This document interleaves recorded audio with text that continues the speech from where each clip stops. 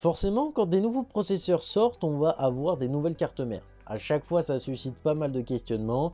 Quelle carte mère est faite pour vous? Quel budget vous devriez lui attitrer? Et finalement, quelle est la différence entre une carte mère pas chère et une carte mère vraiment haut de gamme? Dans cette vidéo, on va essayer de répondre justement un petit peu à toutes ces questions en vous parlant d'une des cartes mères les plus spécifiques et les plus haut de gamme que vous pouvez vous offrir, la Aorus Tachyon X.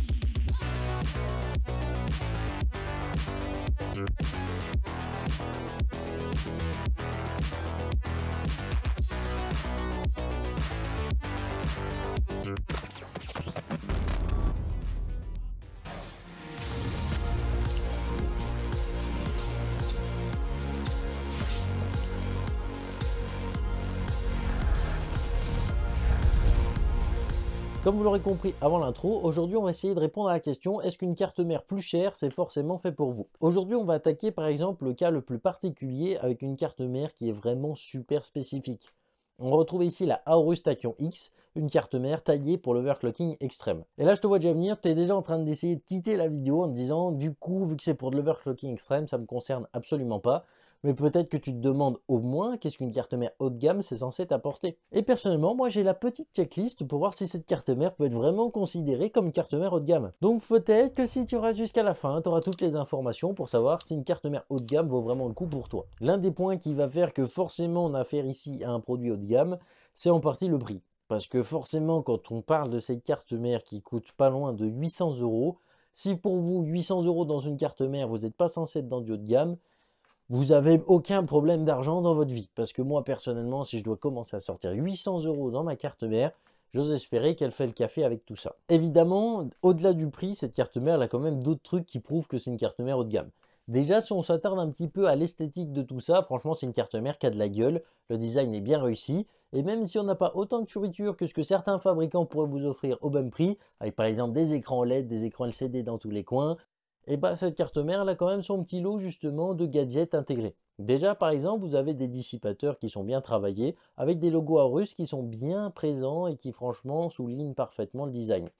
D'un autre côté, pour continuer un petit peu sur le visuel, on a également un énorme panneau d'options sur le côté avec plein de petits boutons, plein de petits switches dédiés à l'overclocking extrême qui débarque juste ici, avec également une option qu'on retrouve sur beaucoup de cartes mères haut de gamme, le fameux debug LED. Vous savez, le petit afficheur avec deux chiffres qu'on a en haut de la carte mère qui vous permet justement de détecter quelle erreur est en train d'être manifestée par la carte mère. Et bah ce petit écran, il est en haut de la carte mère et ça vous permet déjà de voir qu'on est ici sur une carte mère assez haut de gamme. Donc déjà sur le PCB, on a beaucoup de choses et même un truc qu'on n'a pas l'habitude de voir, on a même un USB directement intégré ici sur cette carte mère et qui vous permet de voir que c'est une carte mère assez atypique ici. En plus de ça, une carte mère haut de gamme, c'est censé également vous montrer qu'elle n'est pas là pour rigoler. Et comment on vous montre qu'elle n'est pas là pour rigoler? Avec des dissipateurs thermiques qui sont particulièrement imposants. Donc là, c'est le cas. On voit qu'il y a quand même des gros dissipateurs thermiques qui sont présents, qui ne sont pas là juste pour faire joli. Souvent, dessous, on a des trucs qui demandent d'un gros dissipateur thermique. Et du coup, ici, on se retrouve avec des VRM qui sont quand même plutôt costauds.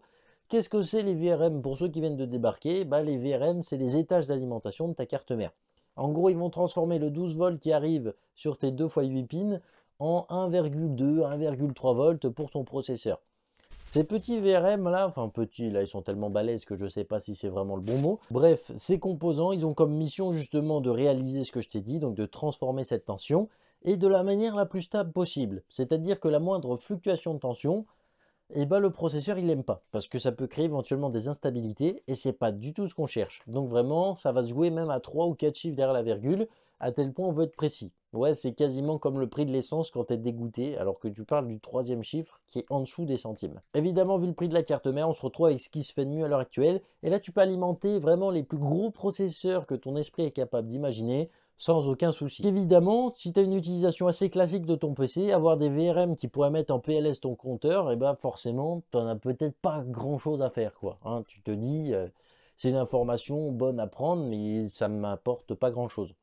Donc admettons que tu es quelqu'un qui justement a une utilisation plus classique. Qu'est-ce qu'une carte mère haut de gamme est censée t'apporter? D'un côté, on va avoir par exemple une meilleure carte son. Alors même si on reste sur des cartes son de carte mère qui sont clairement pas la meilleure chose qui se fait à l'heure actuelle. Tu as une carte son plutôt haut de gamme pour une carte mère ici. Ça va être un peu mieux que ce que tu pourras avoir sur une carte mère moins chère. D'un autre côté, tu vas avoir également une utilisation en réseau. Donc si jamais tu joues avec une connexion internet en filaire, et ben la carte réseau c'est particulièrement important pour avoir le moins de ping possible dans tes jeux. Et dans ce cas-là, on se retrouve avec une carte réseau de chez Intel qui est capable de te balancer du 2,5 gigabits sans aucun problème. Donc ici, tu te retrouves avec une carte réseau haut de gamme qui normalement te posera aucun souci pour jouer dans d'excellentes conditions. Et même si tu joues pas, techniquement, tu as vraiment une carte réseau qui te permet même de surfer dans des conditions exceptionnelles.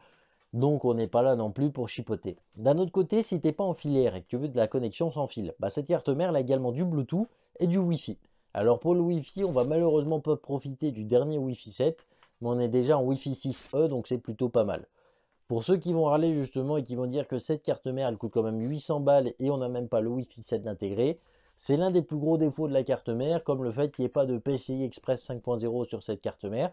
Mais en fait, il faut savoir que justement la version X est directement dérivée de la Z790 qui n'avait déjà même pas ces options étant donné qu'elle était elle-même dérivée de la Z690 Aorus Tachyon. Donc au final on a trois cartes mères qui sont des petites évolutions les unes des autres qui n'apportent pas forcément une énorme évolution les unes par rapport aux autres, si ce n'est au niveau du routage processeur RAM, mais on y revient dans quelques minutes. Donc c'est pour ça aussi qu'on n'a pas vraiment des grosses avancées technologiques avec cette carte mère. Si on skip un petit peu tout ça, l'IO Shield c'est quelque chose qui peut également vous intéresser. L'IO Shield, vous savez, c'est l'arrière de la carte mère où vous avez toujours tendance à brancher votre câble HDMI alors que c'est clairement pas là qu'il faut le mettre, c'est surtout en dessous, hein, au niveau de la carte graphique.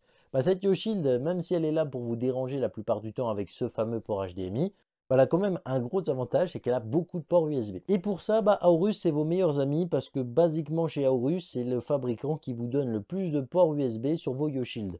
Alors évidemment, c'est pas forcément utile pour tout le monde, mais si tu es vraiment le mec qui connecte énormément de trucs en USB à l'arrière de ton PC, que ce soit des claviers, des souris, bon je dis des, mais limite-toi à un seul parce que je te raconte pas le bordel sur Windows, hein, si tu commences à mettre deux claviers, deux souris. Windows bug déjà assez tout seul, il n'y a pas besoin de rajouter des sources de panne. Bon, admettons que tu te limites déjà à un clavier et une souris. Tu vas pouvoir mettre pas mal de stockage externe par exemple. Mais est-ce que tu en as vraiment besoin? Parce que déjà sur cette carte mère, on va retrouver pas moins de 4 slots M.2. Oui, j'ai bien dit 4. Donc niveau stockage, déjà, tu es plutôt bien. Et puis si jamais ça ne suffit pas, à côté tu as également 4 SATA. Alors évidemment pour ceux qui ne le savent pas, vous ne pouvez pas tout utiliser en même temps parce que la carte mère a certaines limitations physiques. Bon, comme vous l'aurez compris, finalement déjà cette carte mère, pour tout ce qui est au niveau utilisateur classique, elle vous apporte déjà pas mal de choses. Vous pouvez même mettre plusieurs cartes graphiques sur celle-ci si ça vous fait plaisir. Effectivement, ce que je viens de te dire, il y a beaucoup de cartes mères beaucoup moins chères qui vont le faire. Et si on se retrouve quand même avec une carte mère qui coûte pas moins de 800 €, donc tu te doutes bien qu'il y a un petit truc qui se cache derrière. Et ce petit truc, c'est l'overclocking extrême. Donc acheter cette carte mère si tu comptes même pas lui faire voir de l'overclocking, c'est un petit peu comme si à chaque fois qu'il y avait une mouche dans ton setup, tu voulais la chasser à coup de 12. Forcément, je pense qu'il y aurait de la casse, même si dans le cas de cette carte mère, ce sera surtout dans ton porte-monnaie qu'il risque d'y avoir de la casse. Donc tout ce qui concerne l'overclocking extrême, c'est notamment avec le petit panneau qu'on a vite fait aborder au début. Ce petit panneau, il vous permet de faire beaucoup d'options d'overclocking que très peu de cartes mères sont capables de vous offrir. D'un côté, on va pouvoir allumer directement la carte mère. D'un autre côté, on va pouvoir carrément overclocker en temps réel certains composants comme le processeur ou le bus de la carte mère avec le bouton plus-moins. On a également pas mal de petits switches à côté qui sont assez intéressants et d'autres boutons qui vous permettent par exemple de remettre le BIOS à 0, de lancer une séquence de redémarrage pour la carte mère. Donc par exemple si vous avez passé un profil mémoire qui n'était pas stable et que vous êtes sûr qu'avec un bon coup de chance il peut passer, vous pouvez lancer la séquence retry jusqu'à ce que la carte mère arrive à lancer Windows. Effectivement, certaines fois ça marche et ça permet de valider certains scores. Donc c'est plutôt pas mal. Et vous retrouvez également des petits switches sur le côté qui vous permettent de faire également d'autres options. L'un des switches ici qui va être particulièrement important par exemple, ça va être le switch qui vous permet de changer de BIOS. Ça va permettre justement aux utilisateurs un petit peu hybrides qui sont perdus entre gaming et overclocking d'avoir justement une carte mère qui est capable de faire les deux. D'un côté, vous pouvez vous faire un petit BIOS plutôt stable pour aller jouer avec un maximum de performance et de l'autre, quand c'est le dimanche et que vous avez juste envie de taper des gros scores, vous faites un petit mouvement du doigt et vous partez directement en overclocking extrême, aller casser du gros score. Et ça, c'est plutôt une option que certains overclockers aiment particulièrement. Bon, évidemment, c'est pas seulement ce petit panneau qui va faire que cette carte mère est bonne pour l'overclocking extrême. Déjà, de manière générale, avec la DDR5, une bonne carte mère, c'est une carte mère qui est largement capable d'offrir à votre processeur une communication optimale avec la mémoire. Et quand je vous dis une communication optimale, admettons que tout simplement, je vous demande de parler à plusieurs personnes en même temps. On va pas se mentir que c'est un petit peu compliqué. Si vous devez déjà parler à 4 personnes, ça va être tout de suite dur. Hein, si vous devez synchroniser 4 conversations en même temps, je pense qu'il y en a pas mal d'entre vous qui seraient peut-être un petit peu en panique. C'est pour ça que déjà, par exemple, on va réduire le nombre de personnes ici à seulement 2. Et là, ce sera beaucoup plus facile de communiquer. Pour ceux qui n'auraient pas compris le parallèle ici, je parle par exemple du nombre de slots de mémoire. Contrairement à certaines cartes mères haut de gamme où vous pouvez en mettre 4, alors certes, ça va vous donner la possibilité de mettre beaucoup plus de mémoire, parce qu'on sait tous que sur Fortnite, il y a toujours besoin de 128 Go de RAM.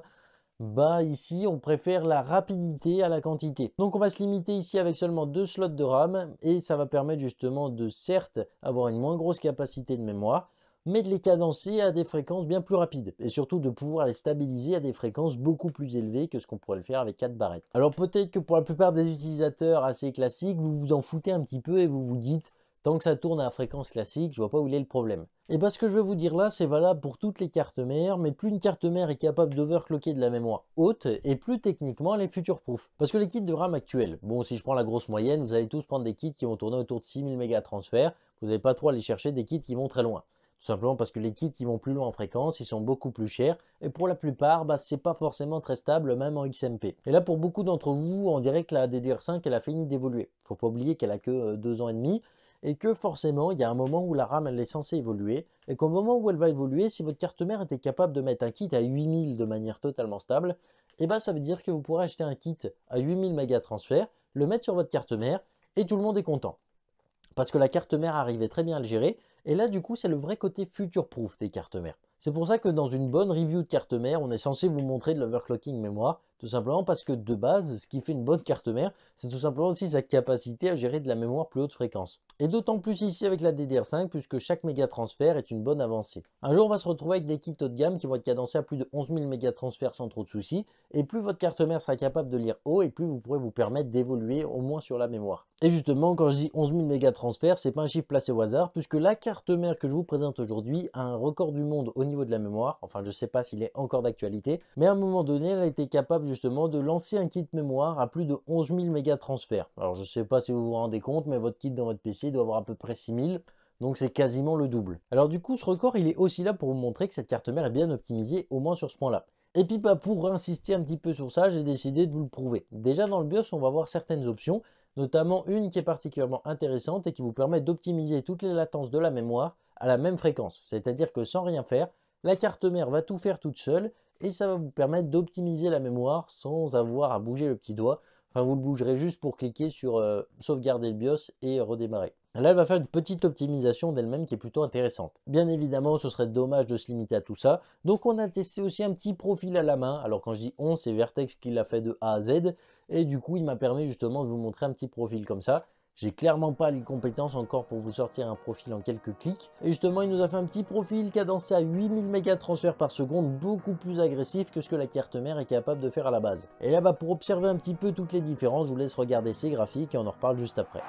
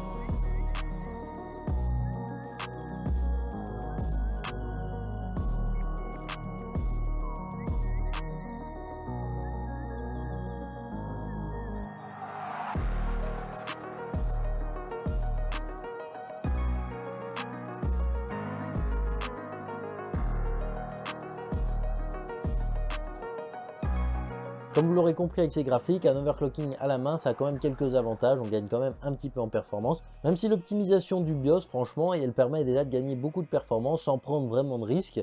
Donc franchement, c'est toujours ça de prix, hein, évidemment. Après, il y a des jeux, j'avoue, je comprends pas trop comment ça se fait que plus on augmente la fréquence de la mémoire et moins il y a de FPS. Malgré avoir fait beaucoup plus de tests, les résultats sont toujours illogiques, alors je comprends pas du tout, donc j'ai laissé les résultats que j'ai eus. En revanche, ce qu'on peut dire également comme observation, c'est que le profil qu'a fait à la main Vertex ne passe pas sur tous les jeux. Donc effectivement, d'un côté, on a un truc beaucoup moins agressif que la carte mère fait pour vous, et qui est beaucoup plus stable, et d'un autre on a un profil beaucoup plus agressif qui, comme vous l'avez vu, n'est pas encore capable de lancer tous les jeux. Évidemment, avec un peu plus de temps, Vertex aurait pu faire un profil encore plus stable et qui là aurait fait tourner tous les jeux, mais on n'allait pas abuser de sa gentillesse. Et dans le fond, si vraiment vous voulez voir jusqu'où est capable d'aller cette carte mère, moi je vous invite à suivre le site internet, puisque Vertex va très prochainement sortir des petits tests sur cette carte mère en allant encore plus loin dans l'overclocking et en vous montrant un petit peu plus ses limites que ce que j'ai fait dans cette vidéo. Comme vous l'aurez compris, cette carte mère, elle n'est pas seulement ultra haut de gamme, elle est surtout conçue et pensée pour l'overclocking extrême.